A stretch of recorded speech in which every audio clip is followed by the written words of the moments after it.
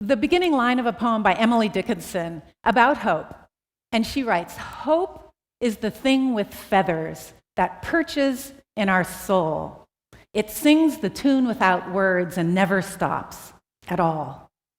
And when I hear those words, I think about hope as being this constant inner drive, this deep connection with our emotional core, this sense of open possibility. The song without words could be about anything. It's in the process of becoming. And I think, well, that's what education is about. Really, education is about getting in touch and really connecting deeply with our powers of emotion and combining it with the cultivation of the mind, the igniting of the mind, to create meaningful lives, to search for possibilities, and to build bridges for the future. So, what's going on in education? Are we developing a system that's going to become a hope creation system? In many ways, that's what education is an engine of hope. So how are we doing in education? Well, I've been tracking education as a futurist for the past couple of decades, and what I've seen is a general shift in education from a system of mastering content to a system that focuses on the mastery of thinking and doing. And if you look at all the big foundations in the states that are supporting education and our new Common Core standards, you'll see that what they're really trying to get at is our outcomes for students, that they learn to think critically and deeply, that they can solve complex problems that are really meaningful and relevant, that they can communicate effectively, collaborate with each other, explore possibilities, take initiative, and be self-directed, be inquiry-driven, and do really purposeful work that matters. And a whole range of innovations are emerging that's supporting these new outcomes, this shift in goals for education. And there's a tremendous amount of venture money being poured into education, innovation incubators, a lot of new ideas, things ranging from project-based learning, new kinds of games to motivate and engage students, open education resource communities where teachers all over the world can share resources and share lesson plans, apps for your cell phone and mobiles, learning analytics, so teachers can get data, real-time data, and personalize instruction day to day for students. So these innovations are building a truly learner-centered education system, not a teacher-centered system. But there's something in this that is missing. And I think, where is that thing with feathers that perches on the soul? Where is that in here? It's really all about the mind. It's about igniting the mind, and it's leaving out the heart. And as Aristotle said, educating the mind without educating the heart is no education at all. So how do we bring the heart back into the center of education, right? How do we transform education from the inside out? And I kind of had an epiphany or got some clarity about this when I was at a TEDx conference a couple of years ago, and I got to hear Mark Brackett speak, and he's from the Yale Center for Emotional Intelligence. And he asked the group a simple question. He said, "How are you feeling?" And I want to ask you all, how are you feeling? And I want you to think about how you're feeling by using the mood meter that Mark and his team at the Center for Emotional Intelligence developed. Take a moment right now and just think, what is your internal subjective experience right now on a scale of -5 to +5? +5 is just, this is the best experience you have ever had. -5 would be, this is the absolute pits, the worst experience. I hope you're not there. Then think about the y-axis, which is really your energy level. How activated are you? Are you +5 and just like jumping out of your skin with energy? You've got so much energy inside of you. Or did you eat a little too much maybe at lunch and you're just kind of sapped with energy? Now put those two axes together and you're going to find a point on this landscape somewhere, two numbers. And I want you to think, where are you on this? What quadrant are you in? What are the numbers? Okay? Now, what I want you to do is think about what is the best word that it describes your emotional status at that point. And freeze. How many of you had some trouble in finding the best, most accurate word to describe your feelings? Go ahead, you can raise your hand. Well, if you look around, well, you put your hands down, but if you looked around, you would have seen at least half the room with your hands up. When I heard Mark give this talk, we were probably about 200, 250 people, huge room of people, all focusing on education and compassion. I would say 3/4 of the room put their hands up. So what's the lesson here is that we have a rich vocabulary of emotion. We have over 2,000 words to describe how we feel.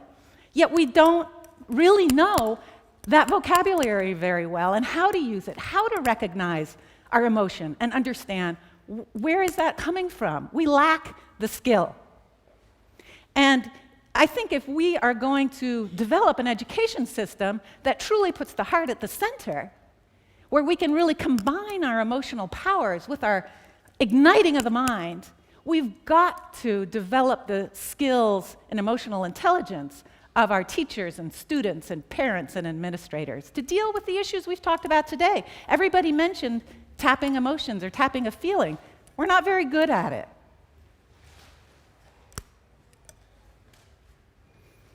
And in fact, it turns out that emotions are this incredible superpower that we have. It's really our own personal information and communication system.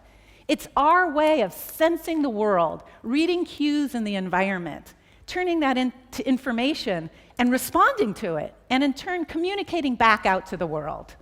Emotions are short-lived responses to stimuli, and these are either internal or external stimuli. They're real or imagined. Somebody comes up behind us and pops a balloon and we're surprised, and then we go on. We're not like this for the whole day, right? It's a short-lived response. They shift our experience. It changes our physiology, our facial expression, our vocal tones. Someone might say, God, that's a fantastic outfit you've got on. I'm going to smile and relax, and my whole facial muscles are kind of change, and I'm open, and thanks a lot. On the other hand, something may happen that makes us sad or depressed, and we turn our body inward, we look down, we maybe even cry and frown. And those happen to be my kids, and the crying one is my daughter after I told her she had to go empty our compost bin. So she got her bandana to cover her nose, and she wasn't very happy. Emotions also motivate our behaviors, right? How many of you have been driving to work, and there's someone, and you're probably, like me, late for a meeting. Someone in front of you is going like 10 miles an hour. And you're sitting there and you're looking, your phone's over here, you're trying not to touch your phone, and finally you're like, come on! This emotional response. You could have responded another way, right? But not. Our emotions motivate our behavior to either fight or take flight, to approach or to back away. Like this middle image, maybe to offer compassion and seeing somebody who looks sad. And this is really important because we need to really learn how to recognize and understand our emotions, why we're feeling them, how to regulate them, and how to express them appropriately, because emotions are our superpower, and they affect these 4 areas of our lives that are critical areas: our decision-making and judgment, our relationships, our mental and physical health, our attention and memory, and all of these affect our learning. And let me just tell you a couple of stories. First, a couple weeks ago, I was at JFK coming back from a really huge 2-day immersive workshop, strategy workshop that I was developing. I was just really worried about this workshop, and it went great. So I'm walking down JFK, and I'm ecstatic. I'm in the yellow. I'm like way up there. I'm just feeling great. And out of the corner of my eye, I see a sales clerk from the duty-free shop. And I'm open and I look at her and I see her and she's, hello, would you like to hear a little bit about our products? I'm feeling pretty good and I'm happy and I'm, sure, tell me about them. So I go over. 30 minutes later, I walk out spending $500 worth of cosmetics. I do not do that. Believe me, I don't do that. But I was so open in taking everything in, right? Feeling good. Maybe not the best outcome, okay? If my meeting had gone poorly, right? I'm walking down JFK like this in the airport. I probably don't even notice her in the corner of my eye. If I do, and she's, hi, would you like to hear about our products? She probably would have gotten a no, right? So they affect our decision and our judgment. Relationships as well. For a year or so, I worked at a place where, at the workplace, the general culture was you had to feel happy all the time. What that meant was that it was very difficult to give criticism. It was difficult to do the unpleasant tasks of giving honest feedback. What happened? A lot of back channels of communication formed. It destroyed relationships. You never really knew what people thought of your work. And it created a lot of stress and anxiety. And we know what a lot of prolonged stress and anxiety does to our mental and physical health. Add a commute on top of that. I would come home at the end of a day, the end of a week, late because of the traffic, open up the door, and my kids are, Mommy, let's make cookies. Come on, I want to show you. And I'm like, go do your homework. Walk away, right? I wasn't emotionally prepared. What I should have done if I had good emotional regulation skills was said, God, I'm feeling really frustrated and tired. I'm going to take a deep breath. I'm going to think about the best mother that I could be, which is caring, attentive, warm, and I'm going to walk in and be that best mother and forget about the day, because it's over. Short-lived. Emotions they're temporal. They go away. I would have entered and had a completely different response with my daughters. So what happens is we get hijacked by our emotions. And think about teenagers, right? Or second graders, or teachers who are really busy and have so much that they need to do. The busy lives of parents. Think about their lives from the moment they get up to eating their breakfast, to going on their commutes, to interacting with classmates or peers or colleagues and coming home. It's a roller coaster of emotion. And unless we really know how we can recognize and express and regulate those emotions, we're going to be hijacked by them. And as Oscar Wilde said, I don't want to be at the mercy of my emotions. I want to use them, to enjoy them, and to dominate them. And as we saw, it's really important to do this because emotions affect these 4 critical areas of our lives. What we need is training. Just like Luke Skywalker, to become a Jedi Knight, really. He had to undergo training with Obi-Wan Kenobi and Yoda. He had to master his emotions. He had to know how to control, to read cues, and express appropriately so that he could master the Force. And this is what our education community really needs to do. I mean, you think about today, Federico talked about being bullied. We heard lots of things today about tapping into our emotions. We really have to know how we can harness them, to combine them with the cultivation of the mind to create hope, to find our pathways to wisdom, to know to slow down. And this quote by Aristotle, I think, really sums it up. Anybody can become angry. That's easy. But to be angry with the right person to the right degree and the right time for the right purpose and in the right way, that's not within everybody's power, and it's not easy. We're not saying that anger and some of these emotions are bad, but they all have a purpose. They all can serve us. We have to know how to recognize them all so that they don't hijack us. So it may not be easy, but it's doable. We, the 4th graders. And what I want to show you is a video of a classroom who, in fact, are investing the time and energy to develop the emotional intelligence skills of the whole school community. Teachers, the administrative staff, all the students, the parents, everyone with a face that's involved in this community of educators. They're learning how to use the mood meter to recognize emotions in themselves and in others, become individually aware and socially aware. And what I'm going to show you is a class that's developing a charter. And the charter is a promise that the class and the teacher are making among themselves, saying, these are the 5 feelings that we want to feel every day when we come into class, that we think is important for supporting us in being fully rounded learners and effective, productive, healthy learners. And these are the behaviors, observable behaviors, that we're going to do so that we can make sure that everybody can experience and feel those emotions. So let's have a look. We, the 4th graders of 4KL, will work together to create a learning environment where every student feels confident, engaged, respected, safe, and comfortable. The second step in creating our class charter was talking about, okay, if these are the feelings that we as a class want to feel every day, as teachers, as students, as a community, then what are the behaviors that we would see that would help us feel these things? And so we brainstormed, what would it look like to see somebody engaged in the classroom? We feel confident, engaged, respected, safe, and comfortable when we participate in all aspects of the class. React kindly and support each other when we make mistakes. Share our thoughts and feelings appropriately and keep our confidence.